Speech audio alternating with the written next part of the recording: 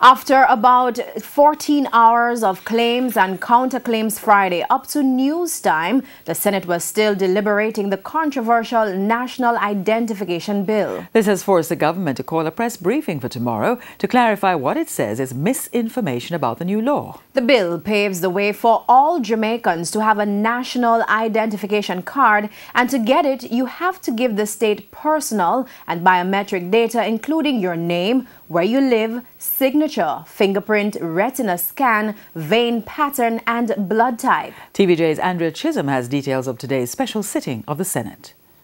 Defend the citizens of this country and don't sell them out. We're selling them out for $68 million loan US. Senator and we're Brown. selling them out again Senator with Brown. this legislation. Senator Opposition Senator Lambert Brown, as the Upper House continued its clause-by-clause analysis of the National Identification and Registration Act.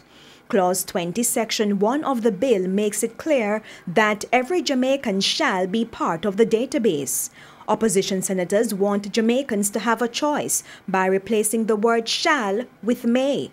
There's a review process after 18 months. And we use public education, persuasion, and other means to get a buy-in from the public in a non-mandatory way. And during the review process, we can assess where we are. But Leader of Government Business in the Senate, Kamina Johnson-Smith, argued that if it's not mandatory, the national identification system NIDS would not work.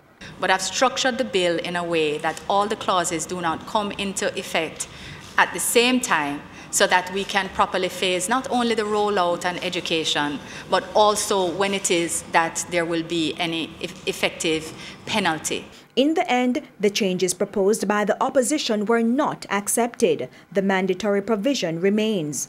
There was also a timeline for implementation. Mrs. Johnson-Smith says over the next 12 months, the infrastructure will be put in place. The pilot project will begin in January 2019, and the full rollout will begin in September 2019 over a 3 to 4 year period. Government senators also rejected calls for that timeline to be inserted in the law. And the disagreements continued, this time Clause 20, Section 9. It essentially states that if one refuses or fails to enroll in the database without reasonable excuse, they shall be liable for conviction. If convicted in the parish court, the penalty is a fine not exceeding $100,000. What is without reasonable excuse? Would that include religion? If it includes religion, is that religion as accepted by the law, or as is practiced, or as is popular, or as is perceived? It is that very breadth that makes it very valuable to the citizen. I would leave it like that, and it can encompass any reasonable excuse. There was also an issue with Section 30, which states that the national identification card remains the property of the state. Opposition Senator K.D. Knight wanted to add something to that sentence. However, it shall not be taken without due process. Aye. Andrea Chisholm, TVJ News.